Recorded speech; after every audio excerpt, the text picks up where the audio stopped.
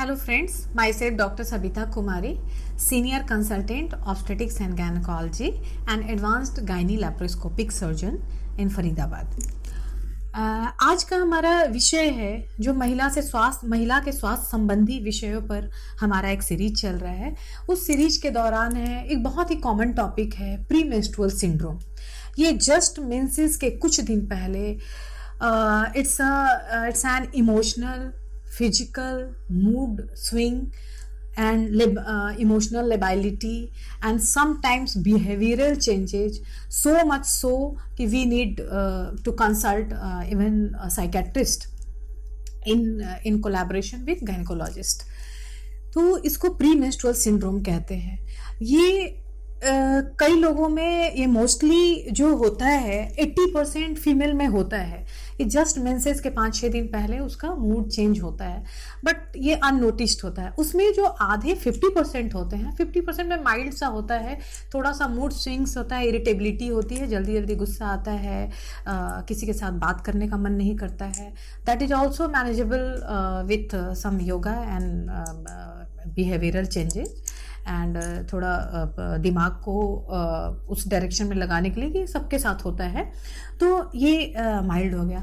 उसमें कुछ 20-25% में मॉडरेट होता है। मॉडरेट में ये होता है कि आपको कंसल्ट करना होता है डॉक्टर से, गायनेकोलॉजिस्ट से, और वो आपको बताते हैं नहीं हमारे बॉडी में ये होता है इस हार्मोनल और ब्रेन के न्यूरोट्रांसमीटर से, हार्मोन जो होता है एस्ट्रोजन प्रोजेस्टेरॉन का, दिमाग के न्यूरोट्रांसमीटर्स डोपामिन और सेरोटोनिन से उसका इंटरेक्शन होता है। उसकी वजह से कुछ ये प्रीमेंस्ट्रुअल जैसे ही पीरियड होता है ये खत्म हो जाता है। इस तरह के काउंसलिंग से भी कई बार वो आश्वस्त हो जाती हैं महिलाएं और रिलैक्स करती हैं। तो ये मॉडरेट हो गया। सीवियर कभी कभी इतना ज़्यादा होता है कि बिहेवियरल चेंजेज होता है, सामान का फेंकना, गुस्सा करना, बात बात पे लड़ाई करना, जोर से चिल्लाना, screaming and so much so कि आपके आसपास के लोग कहते हैं कि she is getting somehow lunatic thing she is doing.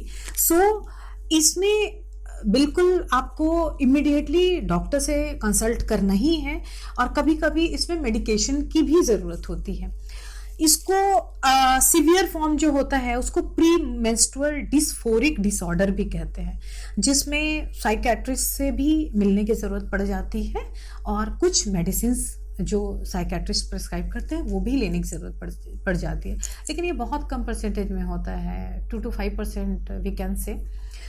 तो ओवरऑल जो इंसिडेंस होता है उसका, इसमें हमें क्या करना है, ये जो होता है क्यों होता है, प्री मेंस्ट्रुअल सिंड्रोम होता है, ये फीमेल सेक्स हार्मोन जो होता है एस्ट्रोजन प्रोजेस्टेरॉन, उसका न्यूरोट्रांसमीटर्स जो सेरोटोनिन है, डोपामिन है, उससे इंटरेक्शन होता है, इंटरप्ले होता है। उस इंटरप्ले में कई बार बैलेंस नहीं होता है, इम्बैलेंस हो जाता है, उसकी वजह से ये सिंड्रोम होता है। और कई बार क्या होता है कि ये जो हार्मोनल और न्यूरोट्रांसमीटर का इंटरप्ले है ये किडनी लेवल पे भी अफेक्ट करता है, जो इलेक्ट्रोलाइट्स और वाटर के एब्जॉर्प्शन से के मैकेनिज्म को भी इंटरफेयर करता है।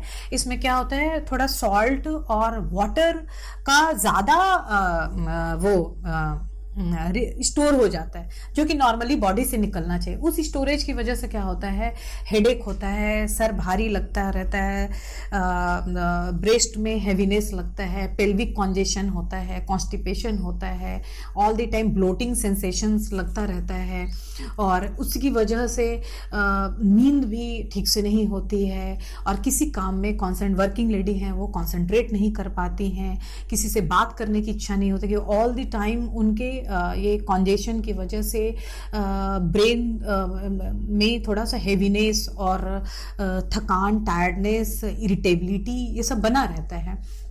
तो उसमें उन चीज़ों में हमें क्या करना है कि एक तो जब ऐसा होता है, एक उसके बारे में हमें जब हम लोग जान जाते हैं कि ऐसा होता है, ये यूजुअली होता है, तो हम थोड़ा सा अपने को कोप अप करने की कोशिश करते हैं।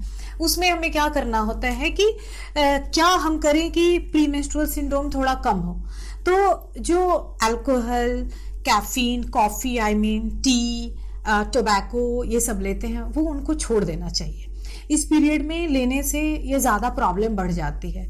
दूसरा कि उनमें ऐसा हैप्पी न्यूरोट्रांसमीटर्स जैसे सीरोटोनिन वगैरह जो ब्रेन में बनता है, वो अगर ज़्यादा बनता है तो ये सिम्टम की सिवियरिटी कम होती है। तो उसमें क्या करते हैं हम लोग, उसको बढ़ाने का बहुत सारा रीज़न है कि आप डाइट अच्छा रखो। एक तो आपने उसकी जानकारी कर ली कि हमें ये प्रॉब्लम है, तो उस प्रॉब्लम की वजह से आप बहुत चीज़ों को एक्सेप्टेंस हो जाता है, तो you are in better position to cope with that problem. Okay, second thing that कि आप मी टाइम निकालिए। मी टाइम मीन्स होता है कि whatever you have passion और वॉट एवर योर हॉबीज, आप उसमें अपने को डाइवर्ट करें। Third is diet. Diet means कि green leafy vegetables, legumes, cereals, proper diet का मतलब ऑलवेज मीन होता है homemade. It should be homemade, it should be nutritious, healthy and from non packaged food. Means कि package, कई बार packet से लाते हैं, उसको घर में बेक किया और उसको खा लिया, that is not healthy food. Healthy food totally homemade. Okay, and उसमें ग्रीन लेफी वेजिटेबल्स ज़्यादा होना चाहिए, सीरियल्स होना चाहिए, होममेड आप बटर, घी, ऑयल के रूप में कोकोनट ऑयल का बड़ा अच्छा रोल है। कोकोनट पीएमएस का प्री मेंस्ट्रुअल सिंड्रोम का सिम्टम्स कम देखने को मिलता है जो कुकिंग ऑयल के रूप में कोकोनट ऑयल का इस्तेमाल करते हैं। ठीक है, तो आप ये होममेड बटर, घी और कोकोनट ऑयल इस्तेमाल कर सकते हैं। रिफाइंड चीज़ें, रिफाइंड ऑयल, ये सब थोड़ा अवॉइड करना चाहिए। ठीक है, और डाइट्री इनटेक में green leafy vegetables, fruits, salads, legumes, ये सब आपको शामिल करना है। फोर्थ पोजीशन आता है योगा। आप योगा करिए। आप उसके लिए बिल्कुल डिफरेंट योगा के बहुत सारे यूट्यूब पे भी, मल्टीमीडिया, सोशल मीडिया पे भी बहुत सारे चीज़ें होती हैं कि आप कैसे कूल कर सकते हैं, काम कर सकते हैं। तो आप योगा लें, उसका आप कोर्सेज करना चाहती हैं, यू कैन ज्वाइन देयर, आप वो करें। ठीक है, और अगर इनसे भी बात नहीं बनती है, then consult your gynaecologist. She will make your assure and she give something जैसे folic acid with vitamin B6, vitamin D3 भी, क्योंकि इडीमा और इलेक्ट्रोलाइट इम्बैलेंस थोड़ा सा होता है, उसकी वजह से इन्फ्लामेटरी प्रोसेस होता है। विटामिन D3 होता है 400 IUI पर डे लेना चाहिए, या 60,000 इंटरनेशनल यूनिट पर वीक लेना चाहिए। उससे क्या होता है कि बॉडी में जो वो एंटी इन्फ्लामेटरी का काम करता है और कई बार ये प्रीमेंस्ट्रुअल सिंड्रोम में हेल्प करता है। उसके अलावा high protein diet, high fibre diet you have to take, still you are unable to control, then in collaboration with gynaecologist and psychiatrist you may need some hormones, sometimes oral contraceptive pills भी gynaecologist prescribe करते हैं, hormonal pills, उसको balance करने के लिए। और एक selective serotonin reuptake inhibitor, एक एंटीसाइकोटिक मेडिसिन होती है, she may need those medications as well. तो आज प्रीमेंस्ट्रुअल सिंड्रोम के बारे में बहुत आपको जानकारी बहुत हद तक मिल गई है, और ये होता है, इसको कैसे कोप अप करना है, ये आपको मेरे हिसाब से बहुत आप इसके बारे में समझ गई होंगी, और कैसे कोप अप करना है आप इसको भी अंडरस्टैंड आपने किया होगा। अगले सीरीज में फिर एक नए स्वास्थ्य संबंधी, महिला स्वास्थ्य संबंधी चर्चा के साथ मैं आपके साथ उपस्थित होंगी। तब तक के लिए नमस्कार।